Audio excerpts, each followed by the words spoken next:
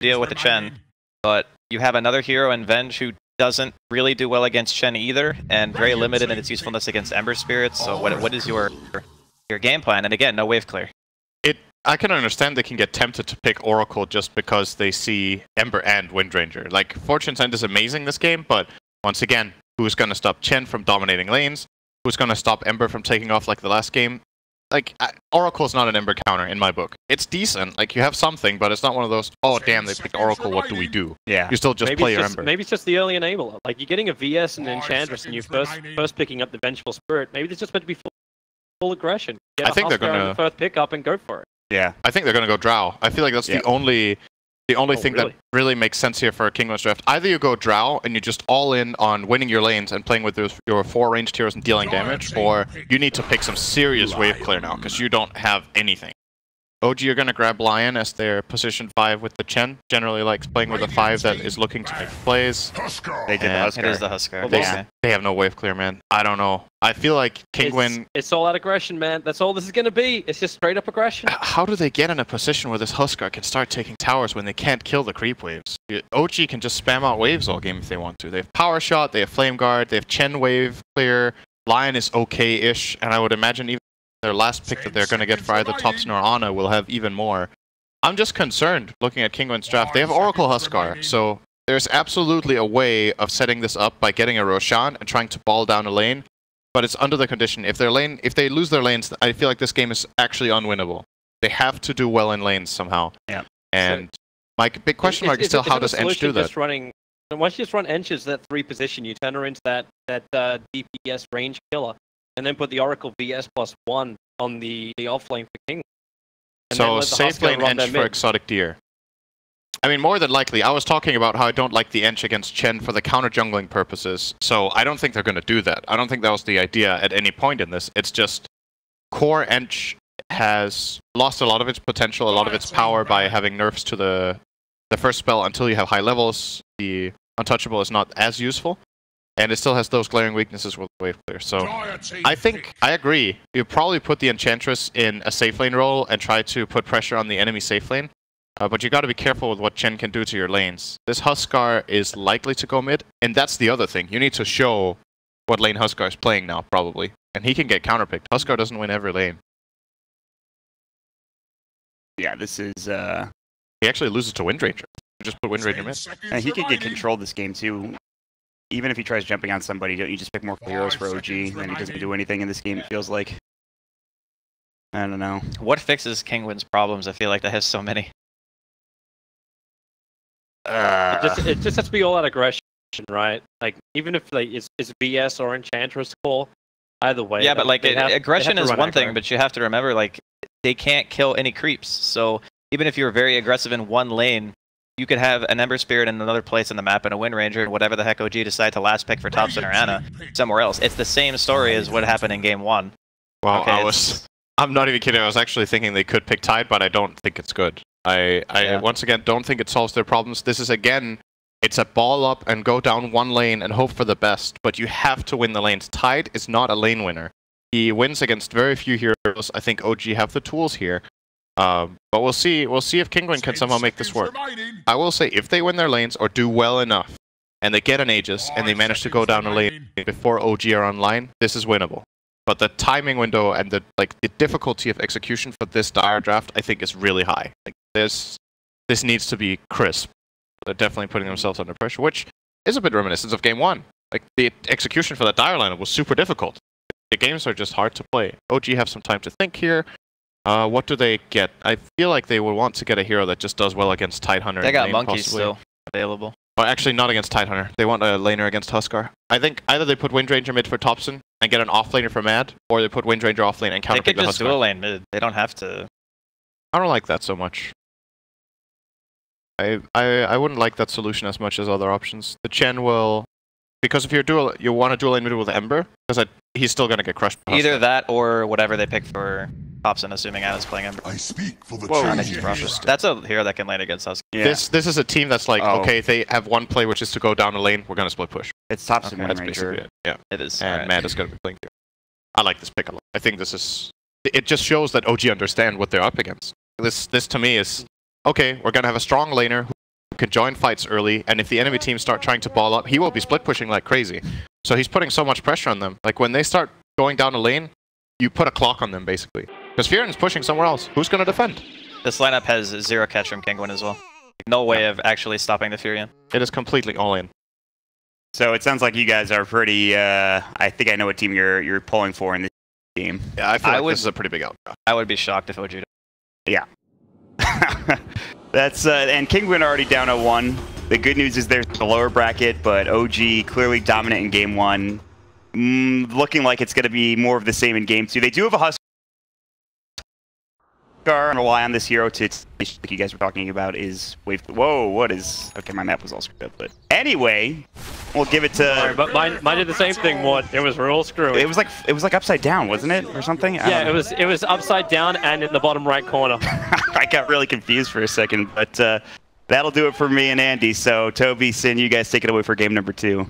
All right, Sin. So now that we've established the fact that this game is gonna be really close and the draft's like massively. Like not won by one side. This game should be interesting now, right? I mean, once again, there is a chance, right? It's not like the dire auto lose. There's just some games where you look at the draft and you feel like I favor this team 9 out of 10 times in this game, and that's how I feel about the dire. That doesn't mean they can't win, but I will be able to give you an almost 100% accurate assessment of this game minute 10. If they will be winning this game or not. There is so much pressure on them. I will check in at minute 10, begin the countdown, everybody. Minute 10. I want to see how this aggro lane goes. Like, because with the VS, Ench, Oracle, like how much do they actually get? And who do they get it against? Like you know Anna's gonna be running in the safe lane. But Notel can rotate down there. The Chen can also move over too. Ench is... They have 2 ways of removing Flame Guard. They have both the Fortune's End and Enchant in the lane. So it's definitely not that bad, but... yeah, we'll see how it goes. I would say what OG can do is they can concentrate on the other 2 lanes and let Ember catch up, or they can help Ember a lot with the Chen from the beginning, which looks like they will be doing, like you said. So yeah, Jerax is already down here, Mr. Blightstone. Before we truly get into this game, I just want to say whether or not Kinguin do lose this game like we are expecting them to, it's at least nice to see them like coming in with a plan and being creative and doing something else. But sometimes you can be a bit too cute or a bit too creative, and your lineup just doesn't work very well. I'm saying that before the game even starts. I hope they have a good showing here and that it gets a bit more exciting than that. But at least they thought through some fun stuff. They definitely have been. I'm sure OG are surprised. I'll tell you that they were not expecting these 2 drafts, so it's something different from them, for sure. Yeah, I'm wondering too if that's when OG like seeing that Seb's hero pool, like when he had 5 of his heroes being banned out, and then being able to pick up the Spirit Breaker and still make it so effective in a synergy with an IO, just shows better things for OG. You don't always get the exact draft you planned for, you can still do some good work. I'm watching this mid lane. Observer was being planted down, but it's Alicia who's going to get zoned out by Jerax. I think he also saw the Observer wall being planted. Like it. He's going to try to bully him away first, and then probably head back. Oh, as it looks, he's not interested in dewarding for now. He's actually interested in hitting Sasha away instead of getting a creep. And using the chat wheel. So... Sure. Why not? Want to keep my eye out he gets on a top Satyr. lane. Just going to take this big Satyr and head down bottom with it, probably. He's realizing that the camp is blocked. Might sentry that one. They got the tornado creep actually in the middle of that fight in bottom lane. They can keep that control up a little bit longer, but it's Nimbus Spirit level 2. He doesn't have any control factors yet. Alright, that top lane was actually getting dumpstered early on by Seb. Like Partos had almost no CS when Seb was at 6-7. And it wasn't even a creep wave imbalance because it's coming in towards the Prophet now. I didn't actually realize that Jerax had this Wild Wing when he was hunting the Venge. I was like, he should be taking a creep here, what's going on? But he already had it. I never saw him send it down there. Oh, this could be first blood. Notel is out of position and killed off by 3. That was odd. Like, he wasn't that close to the T1 tower, but they're running out of a creep wave, and Chen wasn't really there to support. Nana doesn't really do much. Like, he's a slight of 5th Syrian chain. He's an extra control factor. But now they just go again. Darkball, throwing him out. They just root down Notel. Well, if at first you don't succeed, die and die again. That was... Second time he'll drop. He wanted to break the clarity that was running on, I believe it was the Enchantress, and well, job done, but was that worth it? Probably not. Doesn't feel like it. It's meant to be OG who has the early advantage. Thompson's actually in real trouble in mid. I think, does he burn to 5 of those spears? He's fine. Might have to use it. Gonna live? He's using it. Yeah, he does. 113. Don't think he needed it, but better safe than sorry. Oh, okay. Oh, yeah, Alicia. I heard that magic missile. Me watching as well for this rotation. Darkor. The Tornado's being a real pain in the butt. The Kinguin's offlane, but they've still got 13-3 onto Exotic Deer. And the harassment into Anna's been quite good too. And they're going again for mid. Windrun goes down. Nisha doesn't have 6 yet.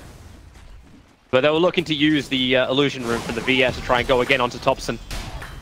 Yeah, this is a nice lane matchup for Windrunner, so they actually feel like they might need to help the Huskar. This is a refreshing change for us to see a game where Huskar needs help in lane, because it feels like almost every game we've seen from both EU and NA qualifiers, the Huskars just had a free game, generally by being picked last, but you know, Kinguin picked it into Windrunner, and they didn't pick it last. So OG had time to plan for it and figure out what lane they want to do, and this is fine. Windrunner holds on. Paco's in a lot of trouble in the trees. One more hit will do the job, but then you see him inside the fog of war.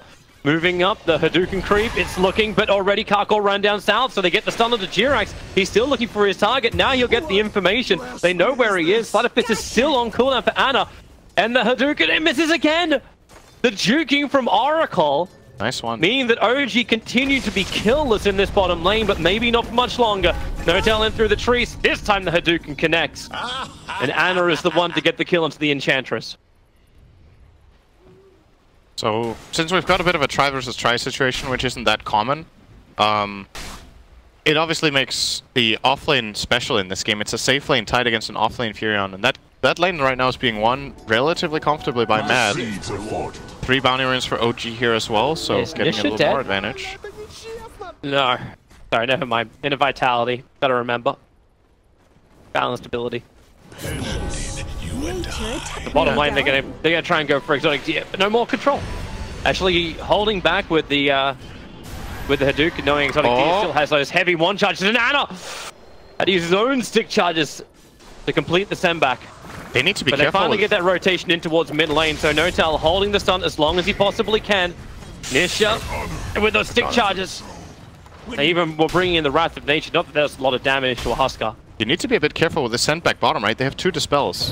Both the enchant... Oh, he's dead, by the way.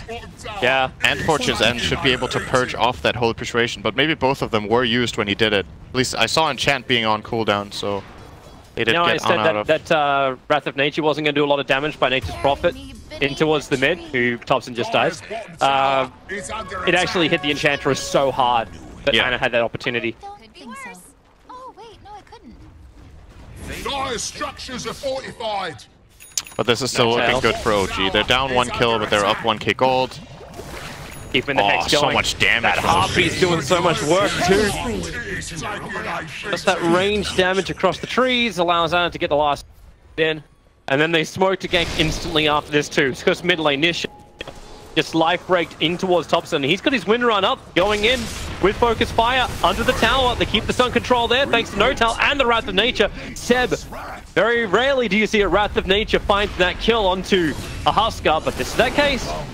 And with a heavy rotation in towards mid lane, they can keep the pressure up with the creep skip of Seb. This is such a great lane matchup against Huskar. Wind Ranger does so well. And he's gone for the perfect skill build as well this game. The max wind run with focus fire can actually bully Huskar out of lane. Now they're going to be forced to port in the Tide, but the tower's almost ready to go. He's got no Ravage. Yeah. He's got no Ravage. He's TP'd in short of the mana.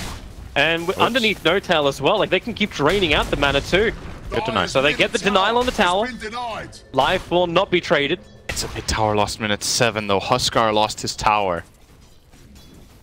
And Furion is about 1,000 gold ahead of the Tide, which is considered a decent Tide lane, but nowadays Nature's Prophet obviously is a very strong laner. With early phase boots too. His range damage. 82 plus 34 on the Nature's Prophet at the moment. Even if you can anchor smash the Treants, you're not going to get the hero. They were trying to gank on up, but he was TPing out in the trees, and the moment he jumps back down, they're actually giving up on the kill. So now OG are just going to put the pressure top. Well, what do? You don't have that good wave clear. Has already come in. Like, he must be... Like, he burned the shrine, so he had the mana to fight. But he can't defend this by himself. Well, he probably can, but he's just standing here. Notel will just walk over. Oh, it's maybe the not. Wrath of Nature bouncing through for trying to attempt the maximum damage. They've still got the Purge available too. Just hexing up the Tidehunter. He's got the mana for the Ravage. Here comes Karkor and Alicia. This seems like something OG does quite a lot, you know? They just pressure this guy, make 2 heroes TP, and they just back off. They're like, mission accomplished. Okay, well, just move to other lanes. Right? Yeah, Anna's got space. Nature's Prophet just goes, he's like, fine, you guys want to use your TPs? Well, I have 2 TPs, so I can move more than you. And now he's going to go mid and push this wave out, and the Dire again on the back foot have to take care of wave clearing. Currently, Topson is just sitting alone top and pushing this wave, and there's 3 heroes just standing here from Kinguin that can't really do anything. Yep. It's not at least the Enchantress is okay on the offlane by herself. But the Huskar seems to be living in a world of fear. He's still only got 1 point up in Berserker's Blood, so he doesn't have a lot of shielding. Ravage top. I didn't reach! Wait, he didn't hit Wind Ranger? Oh, paging Shiva. That's right. But they're getting desperate. Like, they feel like something has to happen, because they are not being very efficient on the map, so they're forced to go for these kind of crazy moves, like trying to ravage a Wind Ranger without even being melee range, and he didn't manage. I don't even know how you really get that off. Now he's got no, without the Ravage, you know, Topson want to fight. They have the follow-up, Sun still have level 6 on Notel, but that's the reason why Anna rotates in. Spend most of his time farming, now he can spend his time killing. I say that when he's actually 4-0. Like, he's taken over half of the kills of OG. The Dire team is TPing up 2 heroes. They do cancel the Enchantress TP, but now they're, once again, they're stuck. They're just stuck up here. Forward, we'll get a kill. Break onto Notel. Underneath that Observed Ward, Nisha saw the jump. My thrift rewarded. But now they get, they also get the runes. Was that all 4? Yeah. Yeah. They got all 4 runes and forced them up there. Big win. And you lost a Lion. That's the trade-off. Can they Not to mention their aggressive here? Observer Wards are already down. They can see all the movement inside the Dire jungle. So even if Kinguin want to walk off the lane, save their TP out, like, it's already been spotted. Well, they failed to gank their bottom of OG. They were looking for the Enchantress with the Purge creep, but didn't cast it or wasn't in range, and Notail was a bit too far away. He has his level 6 on this Lion, so wants to ideally just blow up this Ench with Finger of Death. And it's gonna hurt like that. That's a good way of doing it. Penitence. That was 100% to 0. Nisha's dying in the meantime because Seb's Wrath of Nature were connected on him. Topson was chasing him. That's Penitence plus a full Lion Burst on a 700 HP hero. You die. Oh. Tidehunter is in trouble as well. Still has no Ravage. They control him in the Sprout. You wait until the time that Orca comes in from Nature's Prophet. Partos says, like, there's too much damage, there's too much control, there's too much of a creep wave. Like, the whole panel was saying it, right? How the hell do you counter push? You try and find kills, but then OG just torn away on the bottom lane. There's always a Sem back, and then you look towards the top lane. Huskar's TPing in. Anna's TPing out, but Jirax, Penitence is out. Oops. Anna's already jumped back. Jirax a little bit too far away from the rest of his team. And the Purge Crew trying to buy some distance. The Searing Chains, Hand of God. Jirax still has the life of the TP towards the Shrine. VS wants this, and he'll have it. Magic Missile to ensure the kill. Jirax was blocked by his own creeps for like a good 3 seconds. That's why he got jumped by Nisha. A bit of a miss micro there, but it's not the biggest deal. They still got a tower. The rotation is still forced regardless, both Venge and the Oracle coming in, and Ana will be getting out of there just fine, I think. Oh, he's starting to drop really low. Nice. He's bottle charges available. Yep. He has the Boots of Travel, so again, OG with just the understanding of what Kinguin's lineup needs to do and can't do. So now both Ember and Nature's Prophet will be pushing lanes very effectively, splitting up the map. I can't believe, like, the net worth all 3 of them have got, like Wind Ranger as well. Topson's found so much time just to farm in the lanes as well. That's a 6.6k net worth Nature's Prophet. Yeah, Seb's got an Orchid, minute 12. Orchid phase, Aquila. He's rich. He's going to TP back to base to pick it up, and now he has the TP spell. I'm interested to see like who his priority target is in the fights with the Orchid. Lion, trouble, no tell. Probably wasn't expecting that many heroes get swapped up the hill. And not taking any chances for him to run away.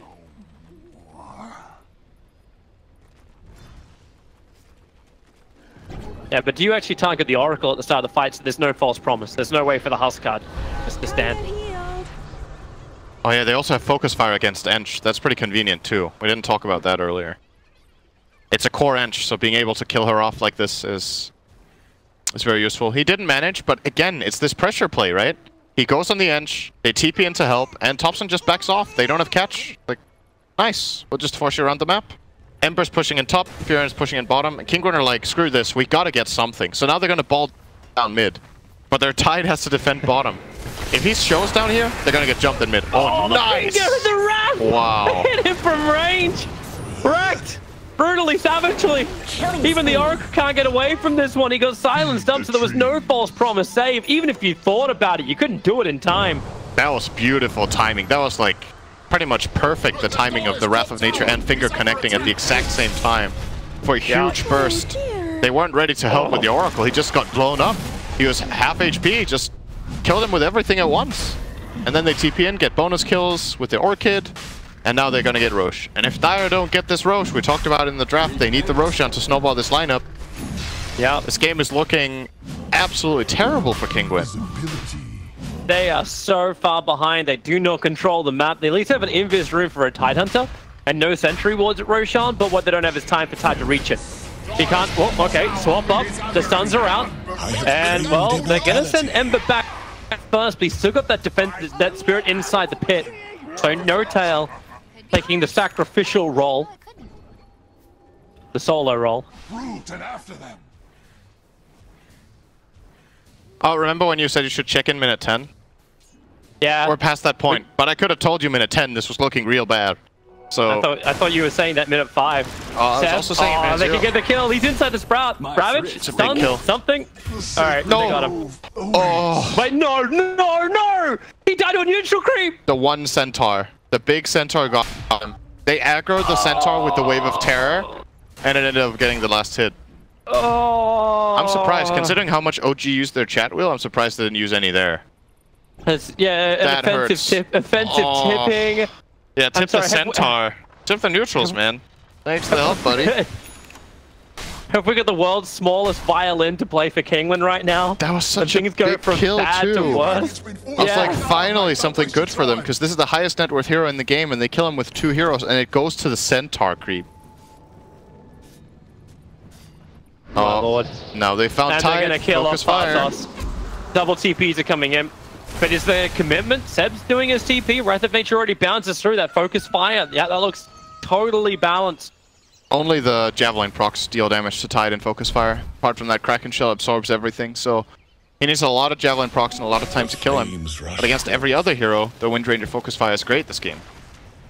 Here in TP top. He's got the Orchid Nisha. available. Armlet turns it on before the TP begins, but Searing Chains Anna arrives just at the right time. And they're going to pop the Huskar.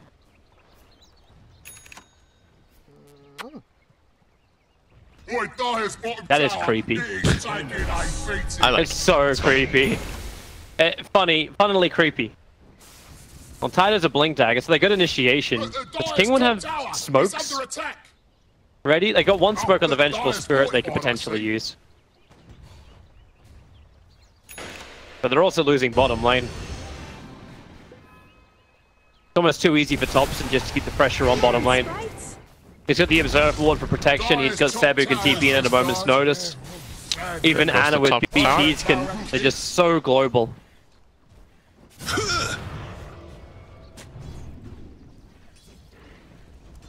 They just keep the pressure on. There's... Again, there's just not much the Dire can do, right? Their waves are getting pushed in now. They've lost map control. They are playing a Huskar lineup. Oh, hang on. Mid lane Lesage is gonna die. Look, man, they're playing a Huskar lineup. I haven't taken tower minute 17. That is an indication of what happened this game. It changes. It's gone. Is the Orchid pop? No, actually with the sprites. Yeah, it doesn't matter. Thompson can still finish the job, but hey, they got a kill! They got a big core kill. And they're losing their mid tower at the same time. Okay, issues, Synderen. Stop focusing on the negative. Good for OG. OG are getting a mid tower, Toby. That's great. I like it. Nice. I like it. That's the positive. Good deny. Good deny by Kinguin, Toby. That's good. Clutch against Bros. It's just rough, man. Like, there's not much else to say. They're trying something crazy in these two drafts, and both of them just, let's be real, they just haven't worked. Yeah. Both of the drafts, they were very different, and I feel like both of them they lost, and they also got outplayed on top of it. OG are looking very dominant in this series, as many people would have expected. So... yeah, I did wake up this morning thinking that this is going to be a pretty quick game. Just because, like, OG's performance throughout the group stage was, like, they were on the same page. As far as, like, OG goes, back when Fly and S4 were in it, it always felt off in a lot of ways. Like, the teams had a different idea of how they would win a game. But this OG just seems a lot better. Even positioning in team fights is 10 times better. But definitely, they found their way of playing for sure. Playing aggressive and playing fast, I think, is something No-Tail really enjoys. So he gets to play these, like, playmaking supports, and the rest of the team just follows through and wants to go for fights. So yep, absolutely, they're gelling very well. And I'll be honest, like, if there was something I could hold onto for the Dire here, I would be talking about it. Like, I'm honestly just not seeing the play. If there was one that I could advise them to do, I would do it. You did the best thing you could at the very start of the game, being optimistic. But like we were all talking about during the drafting phase, like how you meant to execute this draft well, and like it feels the same type of thing where Kinguin, hey, we need to have a fight, we need to force a team fight, or we need to be able to get kills with Nisha. It just doesn't ever really come to fruition. Like the time against the Blink Dagger late, the Faceless Void came in late. This time they actually have more damage, but they don't ever have the team fights because they never have the positioning, and now they're going to lose Carcore as well. Locked inside of a Sprout, the power shot from Thompson, thanks for kill securing. They're actually going to swap in No-Tail, but he gets a double stun. Finger of Death off good Ravage. Creates it's with the Ravage. That Blink Dagger does do some work finally. And Sebas the Sprout up in the Sleight of Fist here and chains Anna going to town. They need to stop Exotic Deer. These Spirits, the Lancers, they're doing too much work, and that's one way to do it. Sleight of Fist out. Partos is the sole survivor.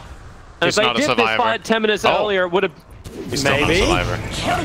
Okay, yeah, no. Triple kill for Thompson. They even buy back the Venge, but it's too late, and he's TPing out. So that's just another buyback. That's basically 5 kills and a half, right? Because you also got a buyback that did nothing. And that was the best moment of the whole game for Kinguin, and they still got rolled. Because this time they got a 3-man Ravage. Finally, they get to use it after 20 minutes. OG walk into a fight that the Dire wants, but the discrepancy is too big now. If this fight would have happened 10 minutes ago, the Dire could have definitely won it. But the net worth difference is just... they're too far ahead on items. Yeah. And there's no easy answer to it. Like, taking these fights, sure, but now that's the Blink reveal. That's the Tide Ravage that hits. OG will not allow this to happen again. Like, they were very clustered walking up that stairwell. And the reason I'm saying that I don't see the play for Dire is that this is the thing that they need to happen, right? Like, they actually need a 5-on-5 fight where Tide gets a great Ravage and they get to kill people, but it's not in their control. That's why it's a difficult play to recommend. You can't just be like, tell OG and all chat to meet in the river. Like, that's basically... you can't force OG to take this fight. It needs to be OG's choice. Oh boy, and they're going to lose the Tide Hunter as well. At least he can crack and proc, walk away a little bit faster, but trapped inside trees. The silence of the Vengeful Spirits, no swap out. Meanwhile, Thompson's taking his own engagement. So they kill the Tide Hunter up in the lane. Thompson almost, in fact, does kill Exotic Deer with the death power shot. Nisha gets something out of this fight, but Penitent Man shall not pass. Husker up onto the hill. Anna is hunting the back line. So say goodbye, really, to Kinguin. That's them done in this winners bracket, in this upper bracket. There's 5 heroes down. They're being double because Seb's already TP'd down to the bottom lane. 20 seconds before they even stand a fighting chance here, because Oracle will spawn 10 seconds before everyone else. Have we seen False Promise cast this game, by the way? I don't think so. It's been 22 minutes. No. He had an opportunity there to cast it on the Tide, and he was mid-animation, but got stopped. He wanted to cast it as late as possible, and then they just bursted the Tide instead. And then he got killed after. There just seems to be too much interruption, that's all. Like, and even if they were moving forward, like Anna's even built to Silver Edge. He's got the money to buy it once the courier goes to the side shop, so they're going to break the Huskar as well. Or the Tide. Or the Tide Hunter. Yeah, there's no protection. So what did they get here? They got a tier 3 and a melee Rex, and they got 2/3 of a tier 3 bottom. Oh, they're chasing No Tail. Yeah, 6 out of his team. Still available. He's draining at the mana, but he's being sent back and still gets the double stun.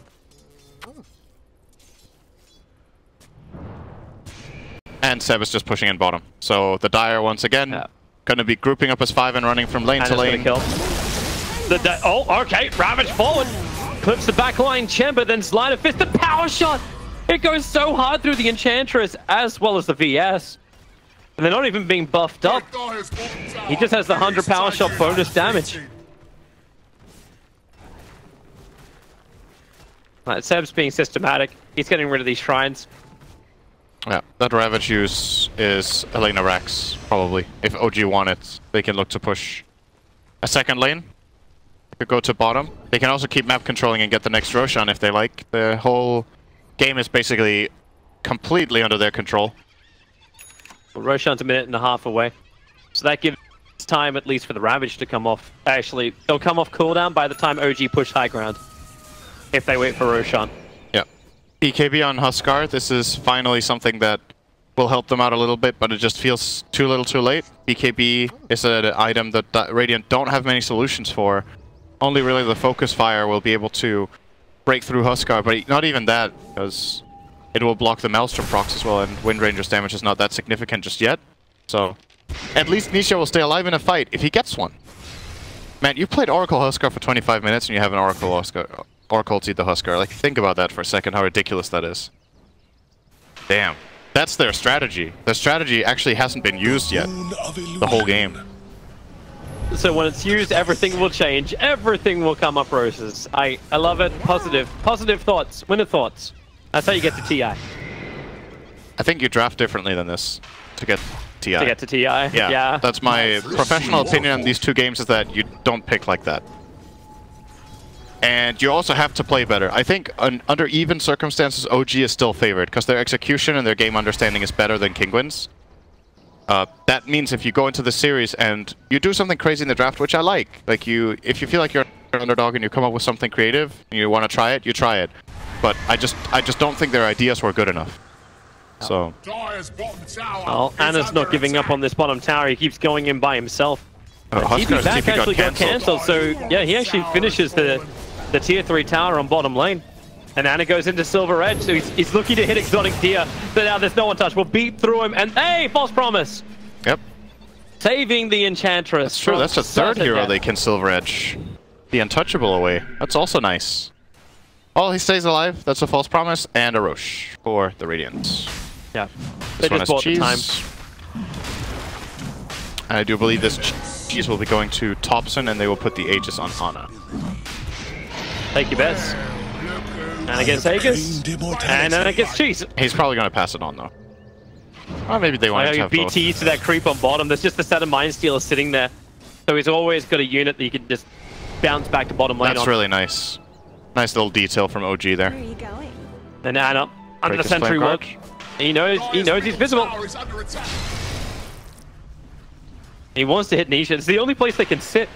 Sit underneath the sentry wall, protecting the bottom lane of Rax. Split push is on. Ty's defending top, so you don't have the Ravage on bottom lane just yet. At least they've got it off cooldown. But they're letting bottom lane go. Beating into the melee.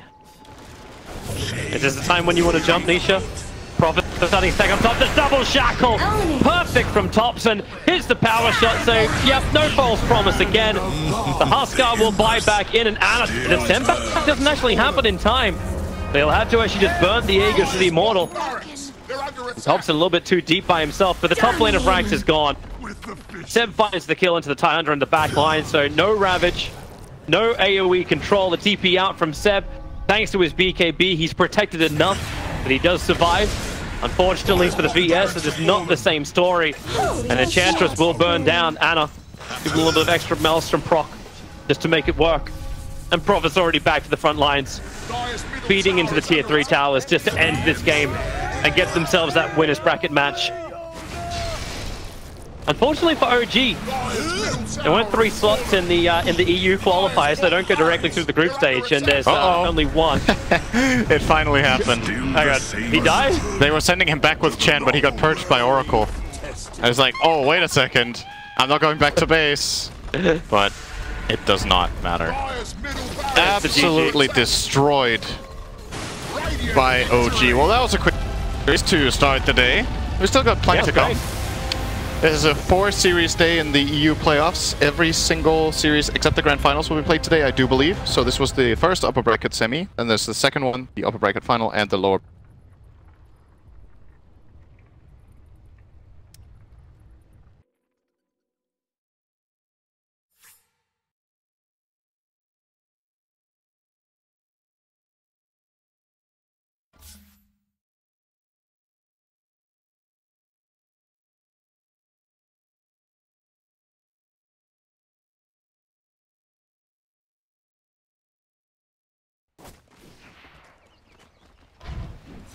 Top of the network guy. You don't need a blink tag. Everything's fine. Other lanes are going well. Laning stage doesn't really feel like it. That's obviously going to last longer. Going to blink. Boost. If you look at the Dire side, Raven, the carry on Monkey, struggling to get far. Dire's middle tower is under attack. Brewmaster's not sick, so got time to find. My dream for him right now is he just starts cutting these waves, gets every single last hit because there's nothing to contest it, and then that just propels him into a blink dagger with the tower full.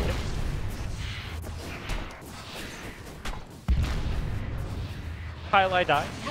The experience of highlight die can get a fix, but they're playing there.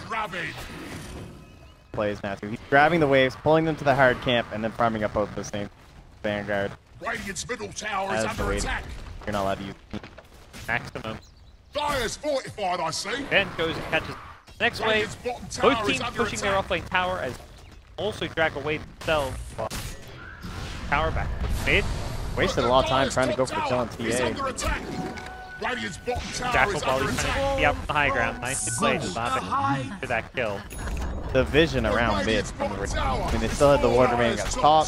They had the ones inside the Radiant jungle spotting the rotation from the Brewmaster, which didn't have anything. The prize is mine. Gold now.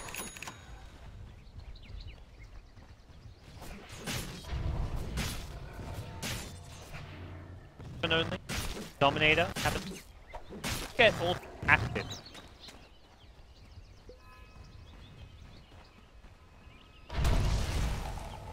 I think zoning out Kukuri at the start of that lane did a lot. Like, I don't think they were expecting this to go quite this well up top. Tyler die, he's dropping the base mid. The Dire's top tower is under attack. Radiant's bottom tower is under attack. Here, but it is keep on farming. Universe doesn't have to yet, guys. Cooperating. The Dire's top tower is under attack. This time he's gonna get it. Oh yeah. Sometimes the spins work in your favor, other times they like them. Top lane, here we go, big team fight. Forget Universe last hitting, that ain't what we about. No. Envy get dropped into a stomp here. Team's just gonna try and times it perfectly. Like getting low, that should be a kill. They do chain stun him, get that extra windwalk damage at the end well.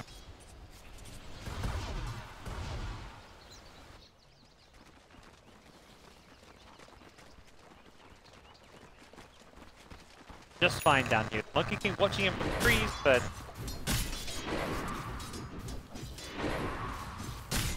okay, so what's our plan then? We take our Blink Dagger and we go for a kill on wherever we see Raven with our Wind Ranger. Okay, level 7. That last little bit of power shot in. you're gonna smoke up, run towards him. They do first quick blink away. Right away, the wall of rock does not come off because of the silent. Yep.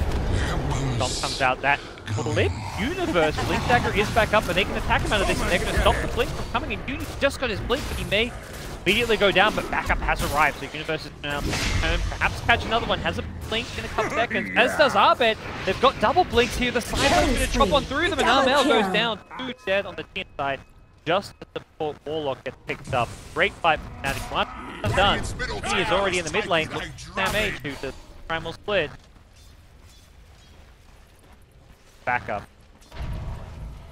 Down. Yeah, I think they started to hit Universe, and then they're like, oh, well, this guy has a Vanguard. He is quite deep. Back, there's the power shot as well. Mana. Ultimate, but not needed. Dead. But it hides from the unworthy. Kill for him. Great game TA so far. Pilot Eye finds a fresh board, too. That down on the high. Zemby, who's having the rough start, but this kind of beats a lot of these games. They give the tough lane. But safe lane just feels like the tougher lane to play in a lot of these full lane games. And the kind of comeback player who plays these heroes don't have to free. Visit like him, have an impact. Powerful as a game with a under attack.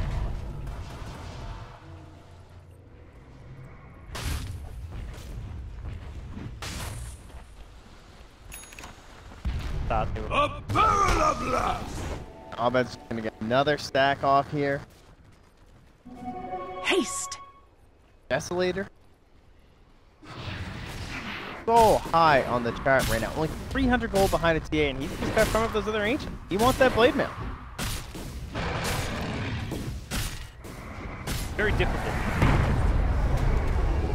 to figure out what they want to do for a battle period. Very much playing the late game, but out of this. Sure, it's a better option. I feel like you can just farm your way back. Yeah, and just because of, like, who's your pickoff hero right now? I guess it's the Monkey King, if someone initiating onto this Wind Ranger up top, like, specifically in DJ's scenario, and I don't really see how he dies. Flying up top for a while, trying to farm into this urn, he wants to provide an extra level of sustain. Their Kinguin's fighting. They'll have Golem. Killing spree. If he scouts them out with the Wolf, they get the Golem on the high ground. It's the Wolf vision that set that up. Universe gets the follow-up call. They're going to all get chopped to pieces here as Arbet goes blinking in. Just 2 dead.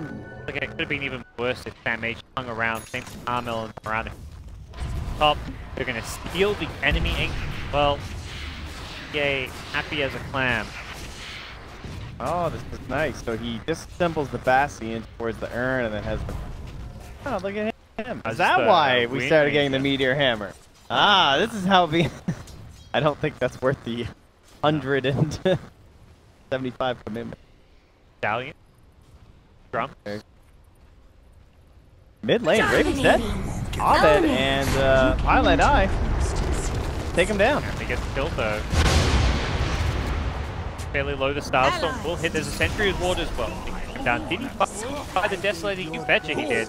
Before going down.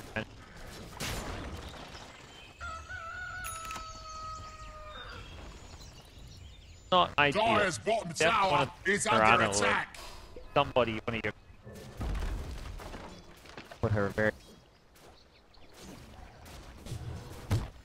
Cuckoo gets a wand. Still doesn't have boots.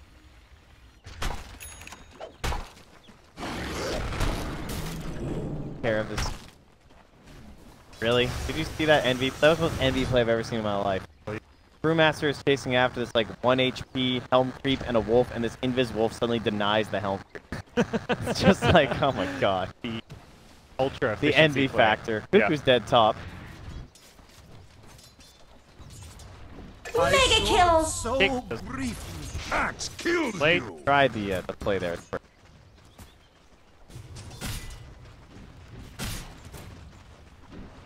First, how fast he's farming. Got a blade mail. Yeah, he does have to clear. Bring anyone you really put down very, very quick. Okay. Save the game at the roast pit. Feel like I guess Tim's and Sam H we have to put a little bit of a burden on. Come up with the Blink Dagger. You know, he's got the big ulti, and man, these wolves. The Dire's top So tower effectively, is under attack. all the input. They always seem split up, and they're always scouting Dire side of the map. Very under like definitely me one of the signs of like the good Lycan players, the ones who actively.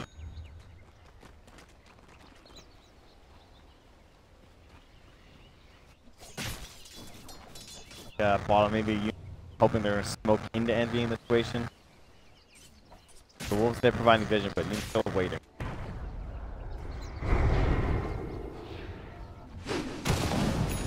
So then it's just more ancient towards another item. Maybe they want the full BKB before they even go for Roach Pit. Unless they get a pickup. I guess for TNC, they're not really Regeneration! trying to farm a Battle Fury off like an item.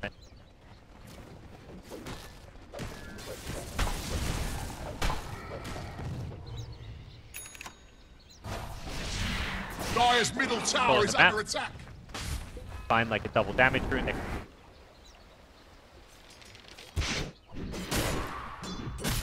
Play Melanak. You need Lycan. Did get a glimpse of that scan. About half a second. Down that way, they are jungle. Down steep towards it. Shadows, take us. I think taking away this axe hurt the butt of team. I think they really want it because this Skyreth mage just has no friends. This might end up working though. Oh, Cuckoo is dead. Cuckoo gets the kill before he goes down. Now the wall of rock gets dropped as their master split. Create some of this chaos here, but TA is just destroying the Brewlings. They're gonna all die. Brewmaster's down. Couldn't survive. Even in the Panther form, Armel is out of leap charges and he's got no TP. He's got no way out. He throws an arrow, hits the highlight eye, but double kill. More for your money. Power shot.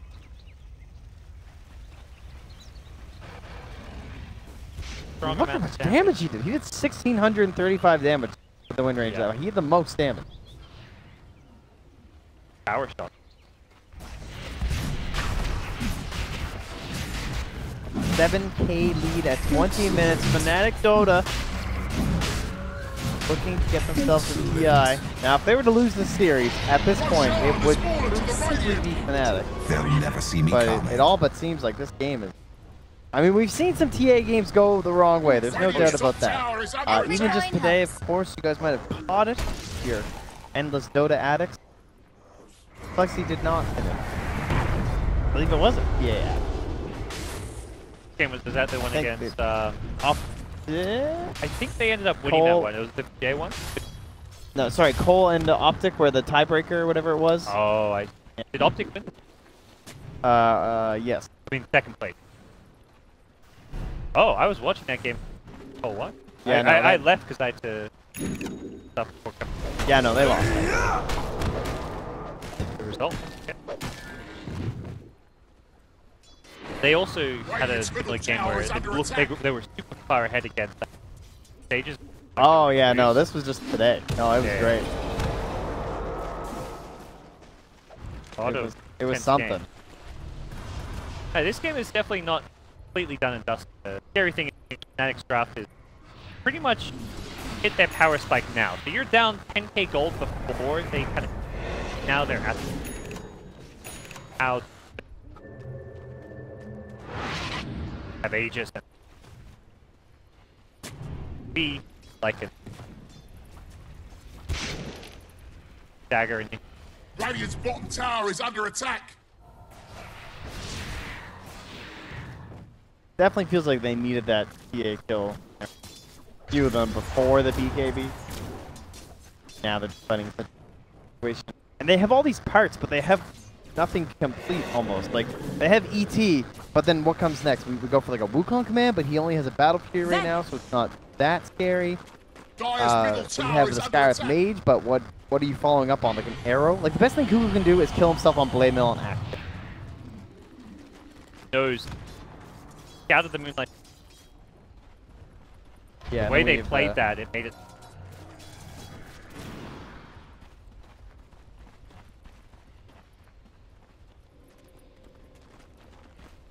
around, probably look forward.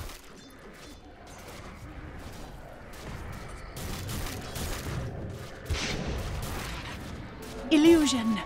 Couple more seconds. They're in no rush. They get the sages, they're fine.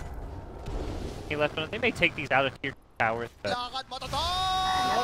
Normally. It never ends. You're like down 11k, 2 games away from TI, and you start spamming. Gotta motivate the team. Gotta bring them back. not out should they lose this. Fear and safety. Get into that lower bracket. You're stressing and firing. Had, I'd say, like, mental issues throughout the year as far as staying composed, playing that troop.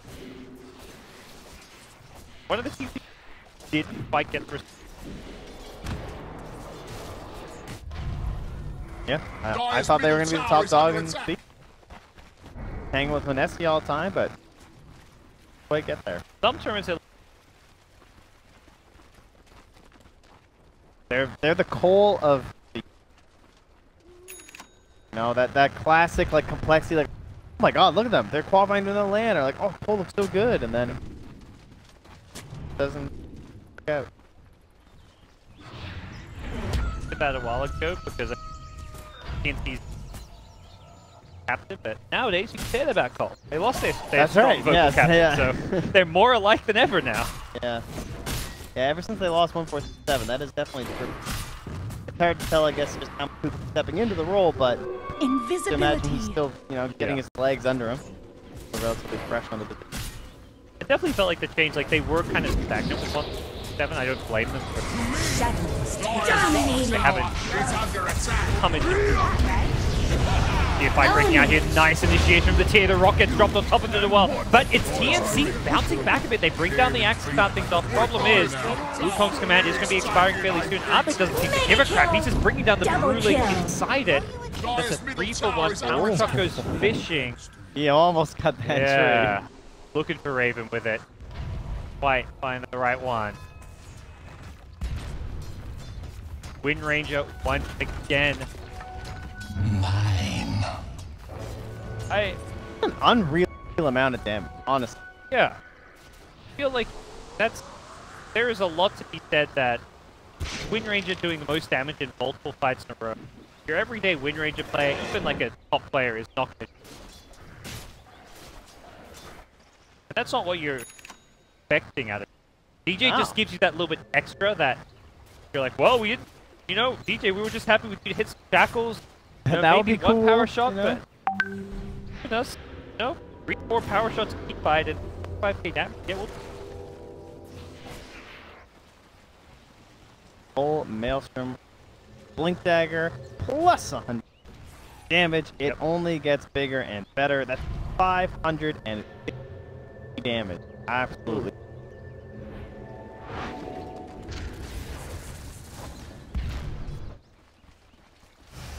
Power shots like this, and you understand why Heroes flying with finger of death on the play. Whoop! Here goes Universe. Blink call onto Mirana, instantly removed. The bounce strike coming a bit later. Raven caught by the urn, can't get out of here. DJ is unstoppable, and he is wicked thick.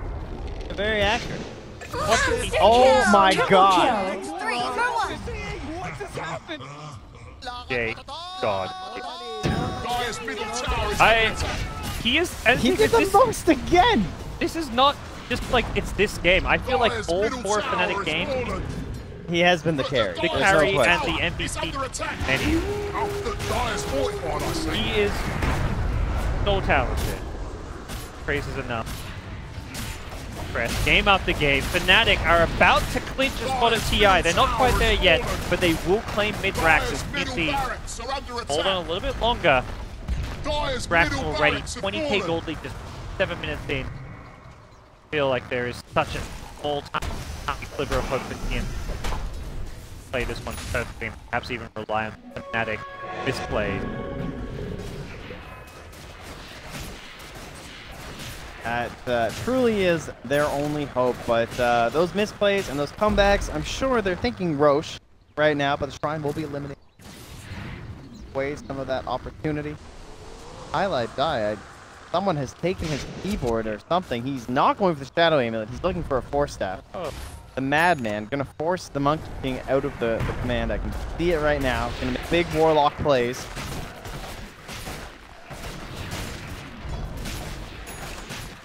Yep. Second Shrine and then potential Roshan spawn in second time.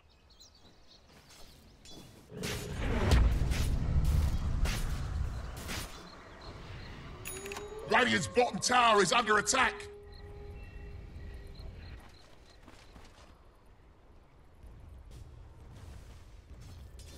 Three down here. Haste!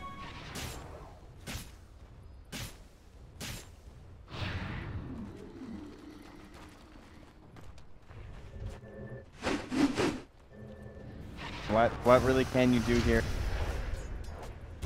You don't really want to go for any sort of a play until you know Roche is up. Pilot Eye understands the importance of this, so he has been delegated to less important than the Courier. Set in the pit. Meant to be able to test for it. Got Monkey King. Master with the blink. Kind of heroes well around the Roshan. Definitely. Like they're far behind. Yeah, maybe about 15,000 gold to go. And the Wolves again, charge here, but decent wraparound here. Up, and now they're going to go invis as well. No.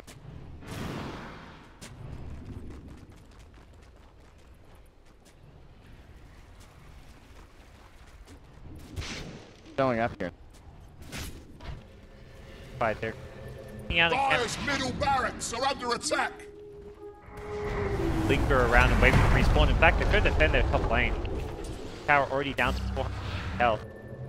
Dire's top tower Back, is they want under to get attack. that flank they were perhaps hoping for, and Envy Dire's top tower is takes just Rax. charged. He charges forward, he wants Kinguin, he doesn't even need his hero. Choose him apart just with the Necrobooks and the Stentor. Envy to run mid now, wants Armel. Won't actually get him, he gets the range Rex instead. Now he's back to the melee, they're going to get a second full lane of Rax. Raven's been golemed on the backline. Oh. He showed up for the Warlock. And Perhaps DJ's gone. Fitting as they will GG out. Fnatic going to the National 2018. The homecoming. Envy's coming home, baby. In Southeast Asia, forward to being back in motherland. Fan City for Fnatic.